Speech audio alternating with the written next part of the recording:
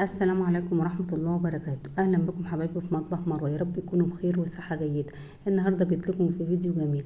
هنعمل اجمل واحلى تتبيلة للشوي. هنعمل الفراخ المشوية باجمل تتبيلة، وهنعمل الكباب باجمل تتبيلة، احلى من كباب الحاتي. يلا يا حبايبي نسمي الله ونصلي على رسول الله ونشوف اجمل واحلى تتبيلات لينا هنعملها ازاي. بس ما تنسانوش تدعموني باللايكات والاشتراك في القناة. هنا عندي فرختين انا غسلاهم بالملح والليمون والدقيق ومشطفاهم زي الفل. هنا عندي نص كيلو من البصل ونص كيلو من الطماطم، وعندي البهارات. عندي بابريكا، فلفل اسمر، توم باودر، بصل باودر، 7 بهارات، كمون، ومكعب من مرقة الدجاج. اي توابل انت بتحبي نكهتها حطيها للفراخ. الفراخ مش هتقولك لا، حطي لها التوابل الجميلة اللي انت بتحبيها.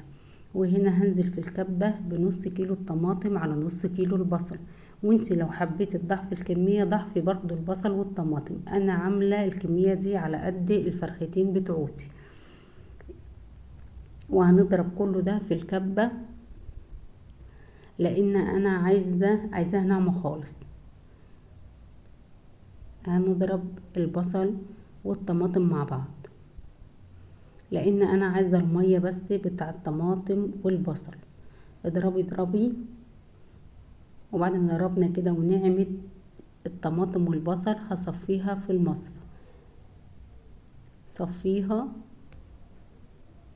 لحد ما المية بتاعتنا بتاع البصل والطماطم تنزل من المصفى. انا مش عايزة التفل، انا عايزة المية بس. يلا يا حبايبي كده صفيها.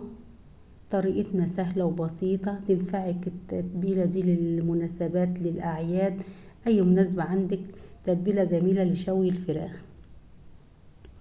بعد ما جبت صفيت المية البصل والطماطم هحط معلقة من الملح، وبعدها هحط معلقة صغيرة من السكر. ولو مش عايزة تحطي سكر، لو عندك معلقة عسل ابيض حطيها. وهنا معلقتين من الخل والسكر بيساعدني لتسوية الفراخ بسرعة.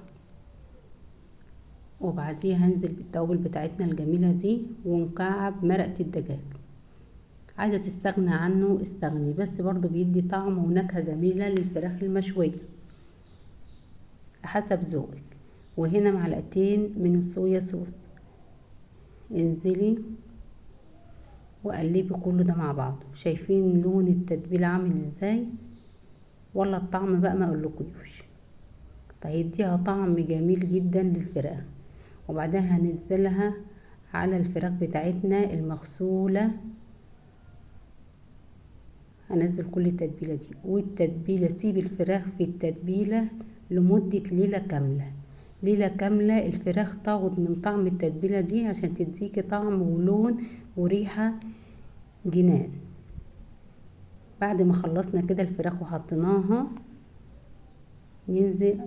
يلا بقى نشوف كباب هنعمله ازاي. انا هنا عندي 2 كيلو، بس انا جايبه لحمه عرق الفليتو انعم حته في العجل.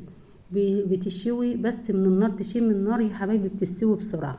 اهم حاجه تنقي اللحمه اللي هتستوي معاكي بسرعه.